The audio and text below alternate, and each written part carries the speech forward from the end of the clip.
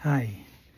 Ang mandatory repatriation po ay nag-a-apply lang po yan siya para doon sa mga government personnel. Pwede silang i-mandate na bumalik na dito. Mga holders po yun sila ng red na Philippine passport. Hindi po yan siya nag-a-apply yung mandatory repatriation sa private sector ng mga OFWs, OCWs na nasa ibang bansa.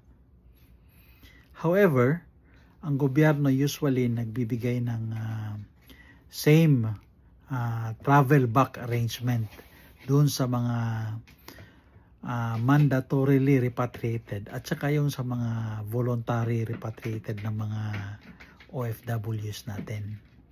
Ang pinagtataka ko lang po ay bakit sa panahon ng Duterte administration ay tinawag na deployment yung pagtrabaho ng mga OFW sa ibang bansa.